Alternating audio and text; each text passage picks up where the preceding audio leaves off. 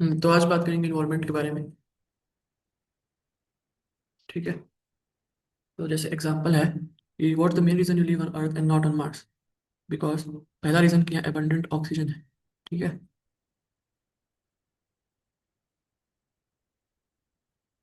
या abundant oxygen है। लेकिन ये भी तो हो सकता है कि हम ऑक्सीजन अपने से लेके मार्स में भी ब्रीथ कर सकते हैं। We can breathe there too if we make a habitable setup there.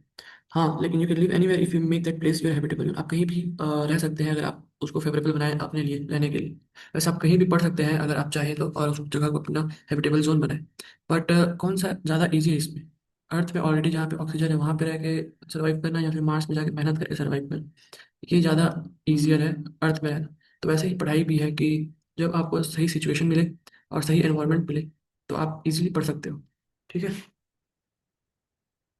अब जैसे मैं अपना एग्जांपल बताया हूँ यहाँ पे कि एनवायरनमेंट कैसे मैटर करता है, और क्यों चेंजेस करने चाहिए, आप कहाँ पढ़ते हो, आप कहाँ चीज़ें करते हो, उसको क्यों जरूरी है। तो जैसे मैं जब कोटा में रहता था तो एक ही छोटा सा रूम था, उसमें सब कुछ होता था मेरा। उसमें bed, bathroom attached, desk table सब चीज़ मेरा वहीं था। ठीक है। तो क्या बोलते हैं, हम कोचिंग के पहले और बाद में हमेशा वहीं मैं खाना खाता था, सोता था, दोस्त लोग आते थे तो बात करता था, फ़ोन चलाता था, हर चीज़ में एक ही रूम में करता था। ठीक है। तो जैसे कभी मान लो सुबह मैंने पढ़ाई किया 2-3 घंटे, फिर मैंने सोचा चलो ब्रेक ले लेते हैं। तो ब्रेक का मतलब क्या होता था मेरे हिसाब से कि जाके बेड में लेट जाओ, आराम से थोड़ी देर फोन वोन चलाओ, इसको ब्रेक मानता था। लेकिन एक्चुअली आपको ब्रेक मतलब आपको मेंटली वापस रिसेट होना रहता है, बाहर जाना रहता है, थोड़ा चलना होता है, आप लोगों से बात करो, तो थोड़ा नेचर पे रहो। तो इससे आपका मूड फ्रेश होता है। लेकिन अगर आपको ये सब नहीं पता होता, आप क्या करते हो, आप बेड पे जाते हो, बस फोन चलाते हो। ठीक है। तो मैं वही करता था, जाके 15 मिनट के लिए ब्रेक लेता था और बेड पे बैठ के जाता था या लेट जाता था और फोन चलाने लगता था। फिर इससे क्या होता था कि क्या तो मैं यूट्यूब या सोशल मीडिया चला रहा हूँ तो उसमें एंडलेसली स्क्रॉल करे जा रहा हूँ, टाइम का पता नहीं है। और दूसरा, या फिर मैं सो जाता था लेटे लेटे। तो ये चीज़ होता था। तो अगर क्या होता है कि अगर उस रूम में बेड ही नहीं होता, तो अगर बेड ही नहीं होता तो मैं कभी उसमें जाता ही लेटता ही नहीं, और लेटता ही तो शायद मैं कभी ऐसा सोता ही नहीं, फोन नहीं चलाता। तो इसलिए मैं लाइब्रेरी ज्वाइन किया। लाइब्रेरी में आपको कितना भी नींद लगे, आपको कितना भी बोर लगे, आप छोड़ना चाहो पढ़ाई, आप रेस्ट करना चाहो, लेकिन आप बस डेस्क पे सिर रख के लेट ही सकते हो, उससे ज़्यादा आप कुछ नहीं कर सकते। तो इसीलिए एनवायरनमेंट जरूरी होता है कि आप जिस चीज़ को कर रहे हैं वो एनवायरनमेंट उस चीज़ को फेवर करना चाहिए। ठीक है। फिर दूसरा कि जैसे कि लंच और डिनर हुआ, तो लंच और डिनर के बाद चलो थोड़ा आराम कर लेते करके आप फिर से बेड में लेट गए, तो फिर से सेम चीज़ें रिपीट होंगी आपके पास। और जब आप खाते हो, मील लेते हो, तब उसके बाद तो और भी ज़्यादा नींद आती है। तो आपका सबसे ज़्यादा चांसेस है कि आप सीधा सो ही जाओ। उसके बाद आप पता नहीं कब उठोगे, 2 घंटे 3 घंटे, वो आपके कंट्रोल में नहीं है। ठीक है। तो फिर मान लो एग्जाम्पल कि मैच ज्वाइन किया था मैं फिर बाद में, तो मैच ज्वाइन करते हो आप, तो मैच जाते हो खाने के लिए, खाने के बाद फिर आप वापस रूम तक आते हो। रूम तक आने से पहले आप अपने दोस्तों के साथ घूमते हो इधर उधर। और जब चलते हो आप तो आप और डाइजेशन ऑलरेडी स्मूथ और फास्ट होता है। तो फिर वो नींद वाला चीज़ नहीं होता, और जब रूम आते हो आप तो वापस से रेस्ट करने के बाद मन नहीं करता है जो रूम में तुरंत खा के रेस्ट करते हो वैसा। ठीक है। तो वही कि study where you should study, eat where you should eat, sleep where you should sleep, हर चीज़ का सिस्टमेटिक जगह होना चाहिए ताकि चीज़ें ईजियर हो। आप एक ही रूम में भी हर चीज़ कर सकते हो, लेकिन आपको हर चीज़ ईजी बनाना है, आपको प्रिपरेशन में ऑलरेडी हर चीज़ हार्ड है। तो आप कैसे हर चीज़ को ईजियर बना सकते हो और अपने आप को फेवर कर सकते हो, ये ज़्यादा इंपॉर्टेंट है। मतलब आपको ऑब्स्टेकल्स और जो चीज़ कंस्ट्रेंट करके रख रहा है अपने तुमको, उसको धीरे कम से कम करना है। ठीक है। Do things where you should be doing them, and your most of the problem is will vanish away. तो यही कि जो छोटी मोटी दिक्कतें जितनी भी आती हैं, वो आप सही जगह में सही चीज़ें करोगे तो वो अपने आप सब एलिमिनेट हो जाएंगी। अब जैसे कि इसको विजुअलाइज करो कि जैसे तुम वो अगर कहते हो कि I study better when I sit and study on the bed, आप बैठ के पढ़ते हो तो अच्छे से पढ़ते हो। फिर उससे बढ़िया क्या कि I study better when I study on the table and chair. उससे बढ़िया I study in a different room, आप सेपरेट रूम बना लेते हो स्टडी रूम, या दूसरी कहीं जगह जाते हो पढ़ने के लिए। ठीक है। क्योंकि आप और डिस्ट्रैक्शंस कट आउट करते जा रहे हो। आप बस उस रूम में बस टेबल और चेयर ही है, और वहाँ बस बैठ के पढ़ना ही है, वहाँ कुछ और नहीं कर सकते। ठीक है। I study better when I do it in library.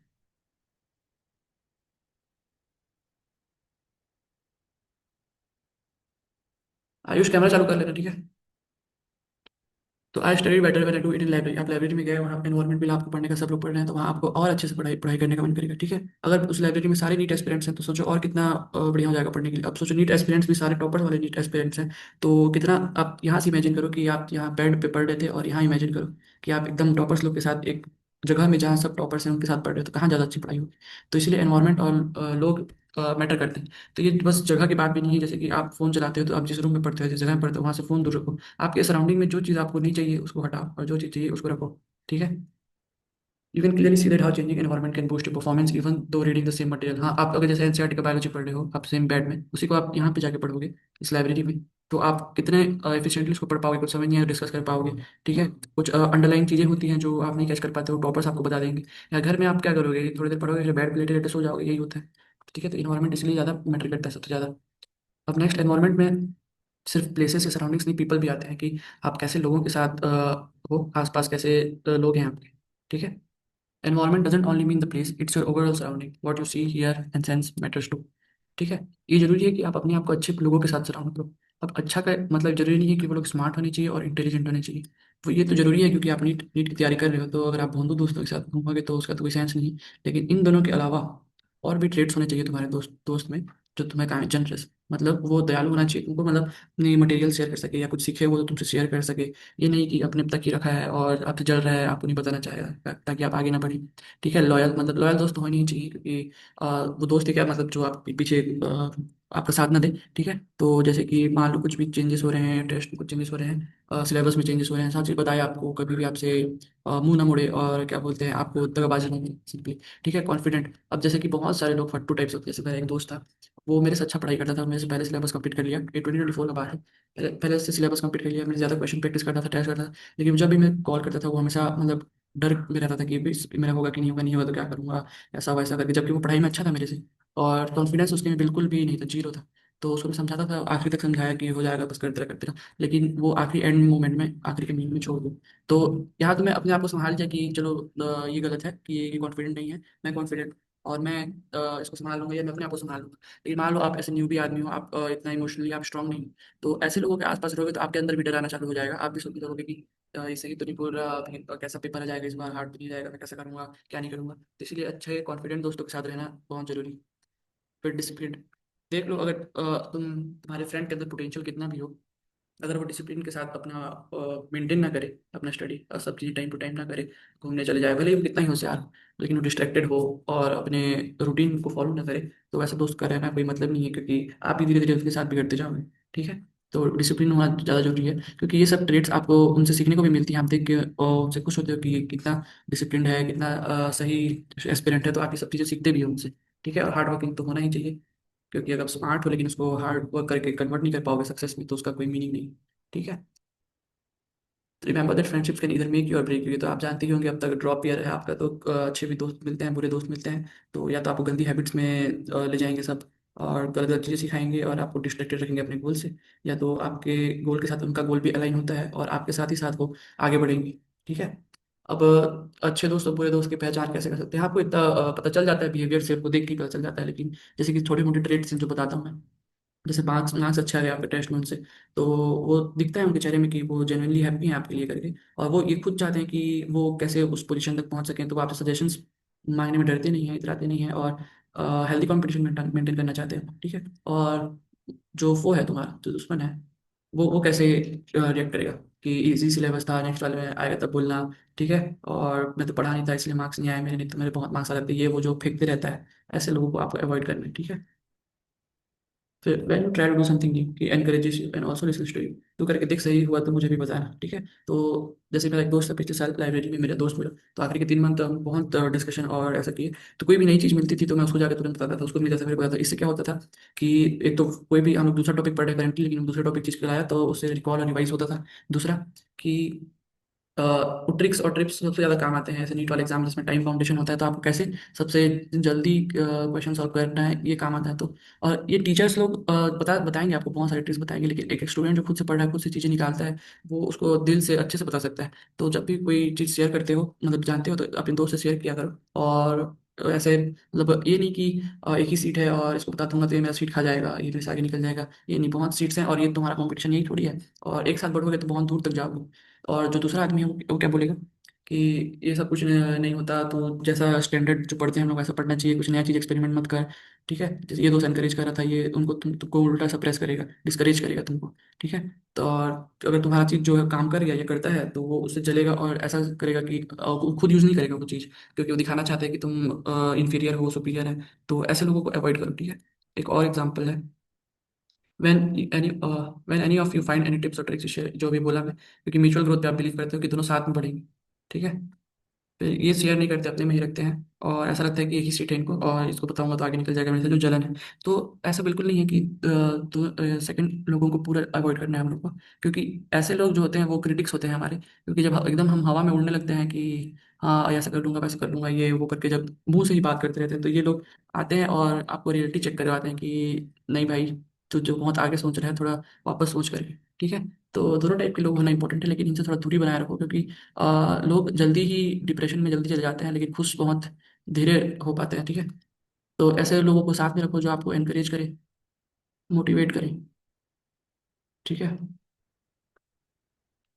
अब कैसे मैक्सिमम प्रोडक्टिविटी ला सकते हो अपने दोस्त के साथ आप? तो डेली डिस्कशंस। देखो, अगर आप साथ में पढ़ते हो, जैसे लाइब्रेरी जाते हो, कोचिंग जाते हो, तो आधा रूम आते वक्त या अलग से ब्रेक्स में या ऐसे टाइम निकाल के आप डिस्कशंस कर सकते हो। खाली नॉर्मल गॉसिपिंग ये हुआ वो हुआ ये नहीं, पढ़ाई के रिलेटेड, क्योंकि और ऐसे दोस्तों के साथ ही कर सकते हो जो खुद मतलब एकदम इंटरेस्टेड हो एग्जाम के लिए और सीरियस हो। तो आप जैसे कुछ नया चीज़ सीखे तो आप उनको जाके बताएं, और मान लो आपने एनसीईआरटी पढ़ा, उसमें कुछ हिडन चीज़ या एकदम यूनिक चीज़ लगा आपको जो किसी को नहीं पता होगा, इतना ध्यान ध्यान नहीं देता होगा कि कोई, तो वो चीज़ आपने क्रॉस क्वेश्चन किया इससे, फिर उसने ऐसी कुछ चीज़ें क्रॉस क्वेश्चंस की। तो ये सब डिस्कशंस बीच में करते रहना, और डिस्कशंस में प्लान्स, स्ट्रेटजीज, और क्या क्या अभी मैं क्या पढ़ रहा हूँ, और इसको कैसे ईजियर पढ़ सकते हैं, इसको कैसे समझ सकते हैं, जैसे कौन सा टीचर बढ़िया है, ये सब चीज़ आप डिस्कस कर सकते हो। और ये करना भी चाहिए कि बहुत बेनिफिशियल रहता है, ठीक है। उसके बाद sharing your materials, opinions, doubt, हर चीज़ मतलब शेयर करो अच्छे दोस्तों के साथ, हर आदमी के साथ ही करना है, एक या दो अच्छे दोस्त मिलेंगे आपको जो सीरियस होगा, उन्हीं लोग से डिस्कस करना है ये सब चीज़, ठीक है। और क्योंकि बांटोगे तभी तो बढ़ेगा। तो आप जब भी इंफॉर्मेशन को दोगे तो आप खुद उस चीज़ को वापस देख रहे हो, और आप उसको, अगर उस चीज़ को समझाने जाओगे, जो आपने बनाया है, शॉर्ट नोट्स बनाया है या कोई ट्रिक बनाया है, तो उसको थोड़ा समझ नहीं आ रहा है, तो आप उसको एक्सप्लेन करोगे, तो आप वापस उसको डीपर पढ़ रहे हो वापस से। तो इससे रिवीजन तो बार बार होता ही है दोस्तों के साथ बात करोगे तो, ठीक है। दूसरा कि मोटिवेट रखे आपको, जैसे वो दोस्त था तो दोनों एक दूसरे को मोटिवेट रखते थे, वैसे डिप्रेशन में नहीं जाता था कभी, वो कर लेंगे बोल के कहता था, तो उसका भी इस साल सिलेक्शन हो रहा है, ठीक है। तो ऐसे ही मतलब अच्छे दोस्तों के साथ अपने आप को सराउंड करके रखो, और आपके सिलेक्शन चांसेस को 20 से 30% इजीली बढ़ा सकता है ये। मतलब बहुत बेनिफिशियल। अकेले बिल्कुल भी एक ही रूम में ऐसे सड़ते सड़ते बिल्कुल मत रहो, बाहर निकलो और देखो कौन कितना आगे है, और क्या क्या सीख रहे हैं अभी, क्योंकि इस बार तो सिलेबस जब हार्ड हुआ है फिजिक्स का, उसके बाद से तो ये ट्रिक्स टिप्स वाली चीज़ें बहुत इंपॉर्टेंट हैं, क्योंकि कॉन्सेप्ट्स तो सबको आते हैं, लेकिन उसको सही टाइम में जल्दी से जल्दी अप्लाई करना सीखना है आपको, ठीक है। तो ये जो क्योट क्योट है तो कि alone you can go fast but together you can go far. तो आप तो ज़्यादा दूरी तक जा सकते हो जब किसी का हेल्प लो, किसी के साथ आगे बढ़ो, ठीक है। तो ये फ्रेंड्स का रोल इन्वायरमेंट में। अब नेक्स्ट, अब वैल्यूज, कि आप जब प्रिपरेशन कर रहे हो तो आपको अपनी मोरल वैल्यूज वगैरह आपको नहीं भूलने चाहिए। भले ही आप ऐसे अकेले में एकदम पढ़ रहे हो, किसी से बातचीत नहीं कर रहे हो, लेकिन इसका मतलब ये नहीं है कि आप रूड हो गए हो या आप एकदम आपके में ईगो आ गया, ऐसा कुछ नहीं होना चाहिए। आपको मतलब जनरस होना चाहिए, कोई आपसे पूछे कुछ बोले तो आप काइंडली उसका जवाब दो, ठीक है। जिसको रेस्पेक्ट देना चाहिए उन आदमियों से रेस्पेक्टफुल रहो। ये ग्रेटिट्यूड सबसे इंपॉर्टेंट है, कि आपके साथ जो भी हो रहा है, अच्छा हो रहा है बुरा हो रहा है, आप थैंकफुल रहो, और ठीक है जो भी हुआ है उसको फेस करो और आगे बढ़ो बस।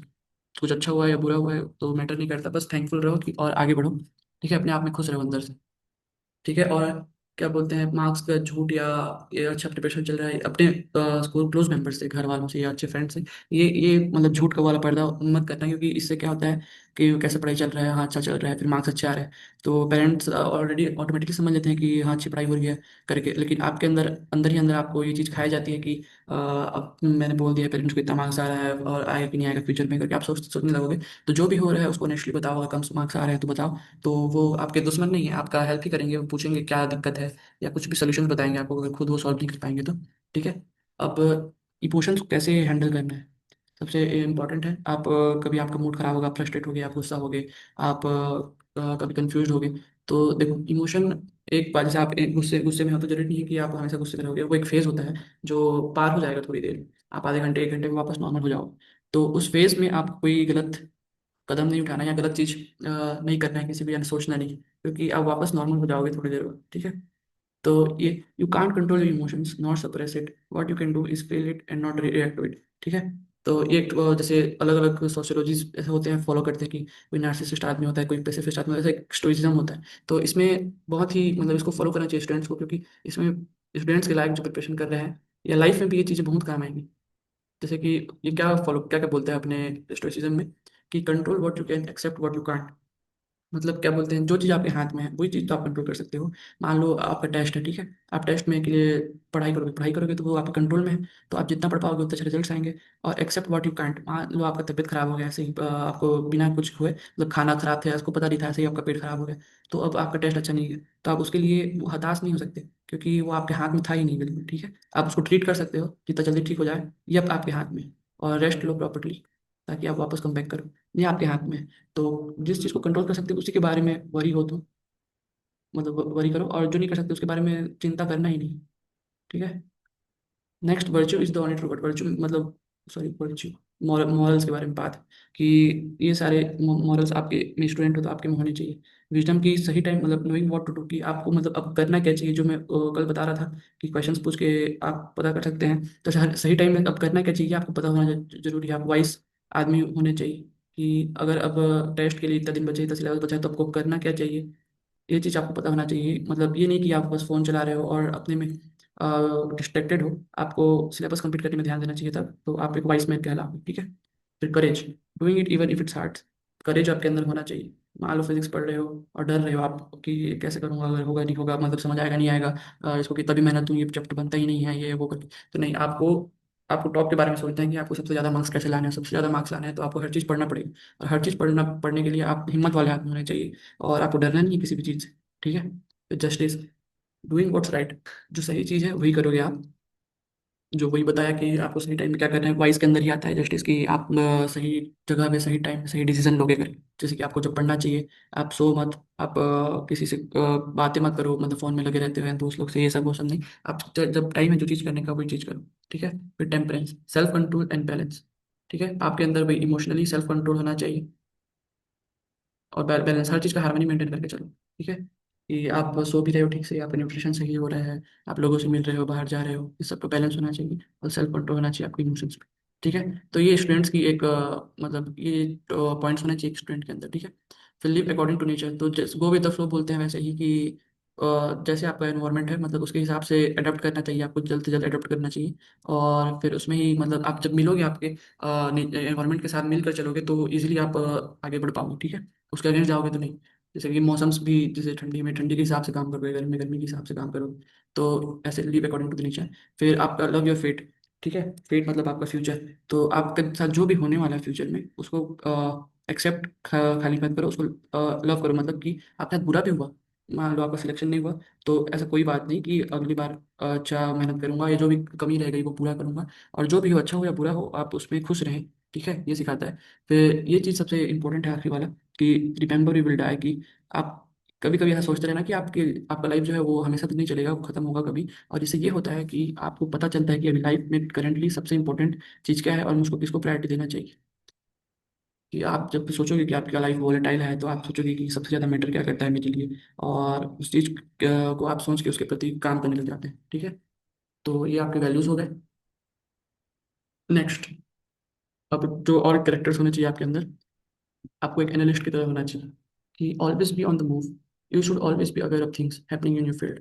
मतलब आप जब सिलेबस चेंज हो रहा है, इस साल का सिलेबस देख लिया आप, फिर कौन सा कोर्सेज आ रहे हैं, ऑनलाइन में कौन से, ऑफलाइन में कौन से टीचर्स कौन सा सब्जेक्ट बढ़िया पढ़ाते हैं, कहाँ पढ़ना चाहिए, कौन सा सिटी बढ़िया है मेरे लिए, और कितने सीट्स बढ़े इस साल स्टेट में, कितने ओबीसी कोटा के अंदर आते हैं, मतलब इतना बेसिक बेसिक चीज़ जो आपको एक एस्पिरेंट के रूप में जानना चाहिए, वो सब आप सर्च करो, रिसर्च करो उसके बारे में। और इसके अलावा जो भी बाकी चीज़ें हैं उसको रिसर्च करने की कोई जरूरत नहीं है आपको, जो आपके रिलेटेड नहीं है उस पर टाइम वेस्ट करने का कोई मतलब नहीं है। लेकिन आपका जो फील्ड है उसमें आपको हर चीज़ का नॉलेज होना चाहिए, कि कोई आपसे कुछ पूछे उस फील्ड के बारे में, तो आपको जानना चाहिए। कोई आपसे पूछ दे कि छत्तीसगढ़ में कितने सीट्स हैं, और इस आप नहीं बता पाएंगे, तो इससे ये इंप्रेशन होता है कि आप जो कर रहे हैं उसके बारे में आपको पता भी नहीं है, आपको अपने गोल के बारे में नहीं पता, आपको कितने मतलब सीट्स, तो ये है कि आपको कितना सीट्स चाहिए। मान लो ओबीसी में 200 से 300 सीट्स, मतलब सीट्स हैं ओबीसी की खाली छत्तीसगढ़ में, तो आप तो बोल दोगे कि 60 100 सीट्स हैं छत्तीसगढ़ में, लेकिन आप ओबीसी से आते हो, ठीक है।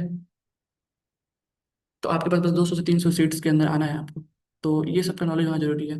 जैसे कि पिछले साल मतलब नहीं था मेरे को, तो मेरा रैंक आया था 1300, तो मैं तो खुश हो रहा था कि चलो भाई सिलेक्शन हो जाएगा करके, लेकिन नहीं, ओबीसी हो तो इसके अंदर तो आना ही पड़ेगा। तो ऐसे आपको हर चीज़ के बारे में पता होना चाहिए। मान लो कि आप कोई सा बैच लिए हो, ठीक है, तो उस बैच में जो कुछ नया सिलेबस ऐड हुआ है, वो सिलेबस आप नहीं पढ़ पाए, लेकिन दूसरी ही बैच में उस चीज़ पढ़ा दिया था, और एग्जाम से क्वेश्चन आ गए उससे, तो फिर आप चुक जाओगे उसमें। इसीलिए मान लो आपने ऑनलाइन बैच रख ले रखा है, तो उसमें भी अलग अलग बैचेस होते हैं, तो सब में जाके सिलेबस देखना जरूरी होता है, ठीक है। At least have a rough idea of everything which is going around you. Ignore the unnecessary stuff, just research to goal. एक सेकंड।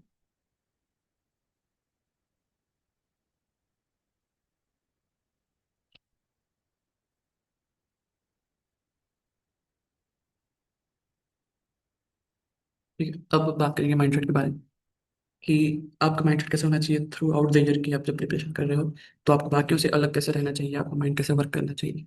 ठीक है, तो बैटमैन बन जाओ, बैटमैन की तरह रहो। मतलब अपने दोस्तों या जो भी गाइड है तुम्हारा, कलीग्स जो मतलब तुम्हारा बढ़िया चाहते हैं, फैमिली मेम्बर्स, टीचर्स, इनके अलावा बाकी जो भी हैं उनको अपने लाइफ से कट आउट करो। ठीक है, और ये ओनली इनको ही जानते हो आप, इनसे ही बात करोगे, इनसे ही मिलोगे, और बाकियों से जब भी मिलोगे आप तो वो आपका बस एनर्जी ड्रेन करेंगे। ठीक है, हाइड मतलब आप घर से तो बाहर निकलो सबसे पहले। ठीक है, और दूसरी जगह जाओ, वहाँ पे अननोन आदमियों के आसपास रहो। ठीक है, और वहाँ पे अपना काम करो फिर। उसके बाद जीरो सोशल लाइफ। कुछ भी फंक्शंस हो रहे हैं वहाँ जाना ही नहीं है हमको, क्योंकि अभी हम अपने गोल के प्रति लगे हुए हैं। ठीक है, अपने काम, अपना डेन मतलब अपना घर, अपना जहाँ रहते हो, और अपने आप से और अपने पर्पज से ही सिर्फ मतलब रखना। ठीक है,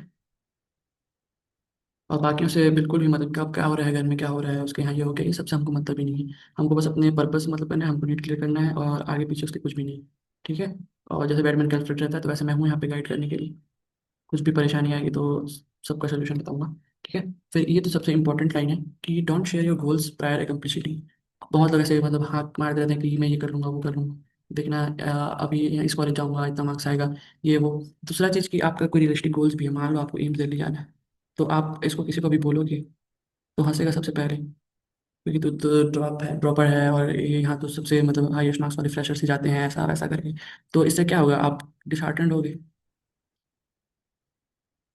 और आपको ये गोल अगर सही में आप चेज करना चाहते हो, बस फेंक नहीं रहे हो, तो आप उसमें मतलब फिर आपको वो डाउट होने लगेगा आपके ऊपर, खुद के ऊपर, कि ये सही बोल रहा है, मैं कर पाऊंगा नहीं कर पाऊंगा। लेकिन आप इस चीज़ को किसी को बताओगे ही नहीं, और अपने में ही रख के अपने बारे मतलब आप खुद सोचोगे बार बार कि मेरे को एम्स दिल्ली जाना है करके, उसके हिसाब से वर्क भी करोगे, आप तो क्यों नहीं पहुंच पाओ।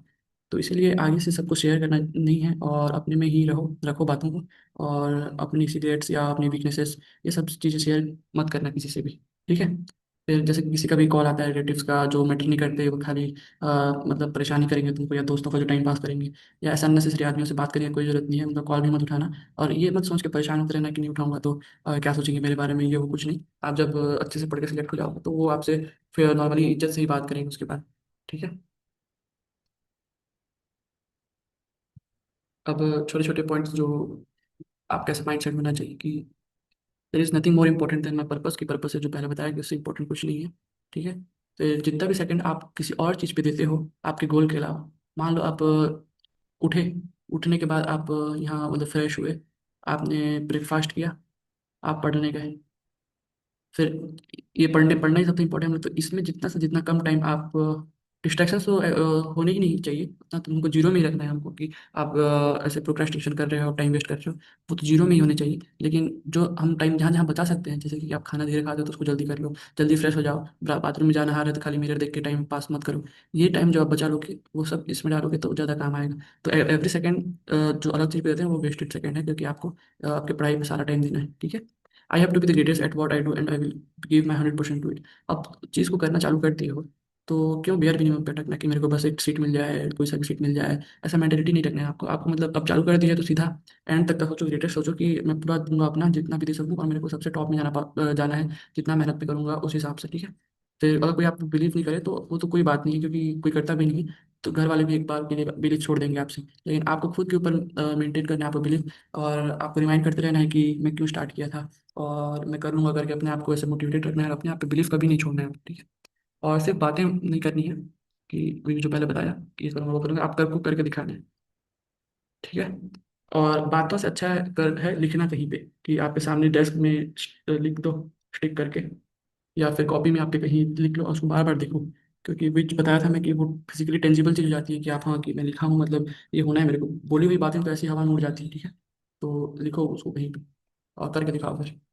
और अपने आप को बोलते रहो कि आसान है मैं कर लूंगा, ईजी है ईजी है, ऐसा बोलते रहना अपने आप को। हार्ड है बोलोगे तो मुश्किल ही लगेगा आपको, ईजियर बनाओगे तो ईजी लगेगा, जैसा बोलोगे वैसा ही लगेगा। ठीक है, और आपको अपने आप को पॉजिटिव थिंगों से भरते जाना है, नेगेटिविटी के लिए आपके अंदर कोई जगह नहीं। ठीक है, और नेगेटिव लोगों को भी दूर रखो अपने से, और पॉजिटिव लोगों के आसपास रहो। कोई आपको बुरा भला बोले तो उनसे दूर ही रहना ऐसे लोगों से, ठीक है। Think not just of securing a seat, if you have now enter the game why not aim for top, what stopping you to take a seat at AIIMS that, जो भी बताया मैं, कि अगर आप चालू कर दिए हो तो फिर क्यों बेयर मिनिमम पे अटके हो। आपको सीधा हाईएस्ट पे एम करना है, आपको सीधा मैक्सिमम मार्क्स लाने पे सोचना है। और अगर ना भी आए तो आप जहाँ पहले सोच रहे थे, मान लो 520, तो उससे तो ऊपर ही अटकोगे, ठीक है।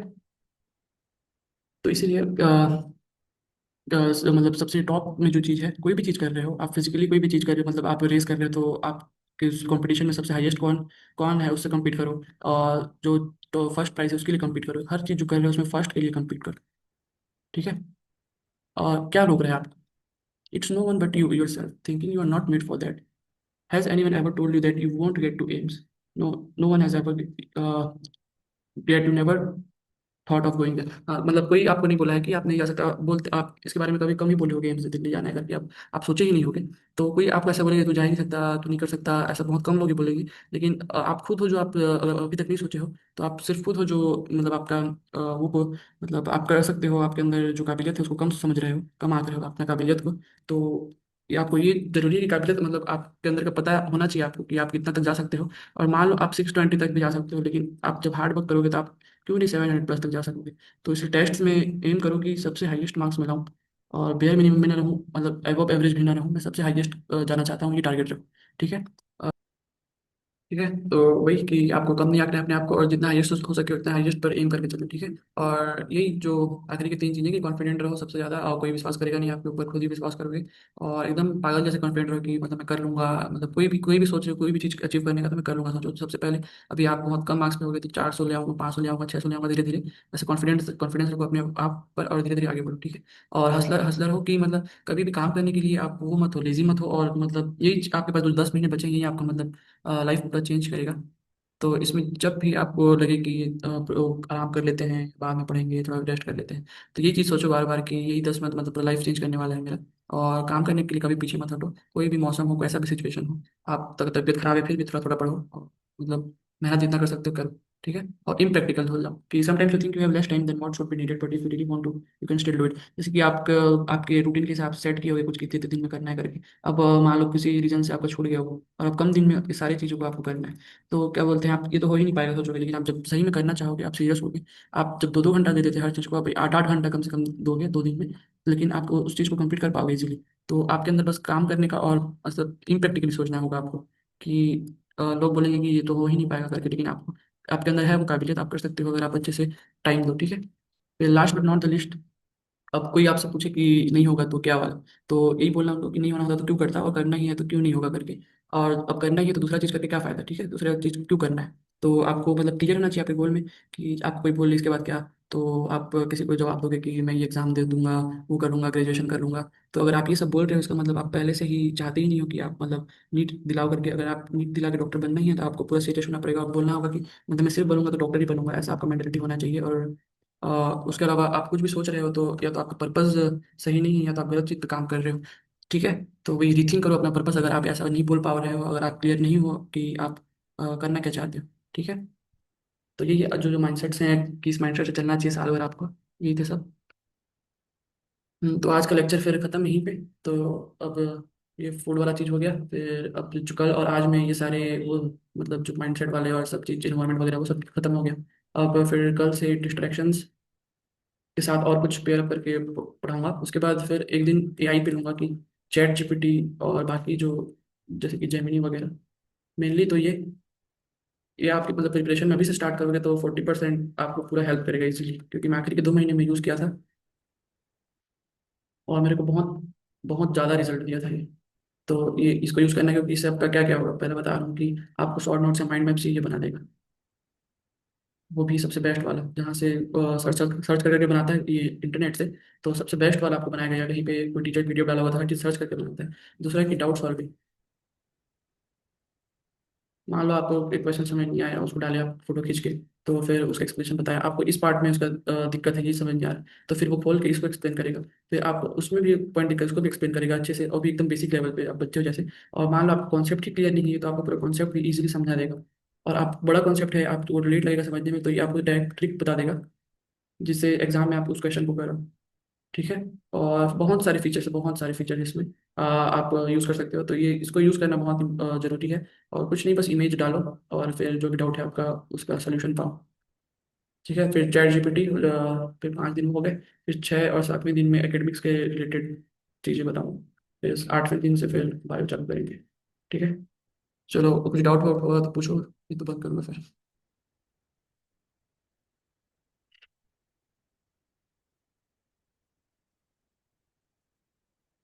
ठीक है, चलो।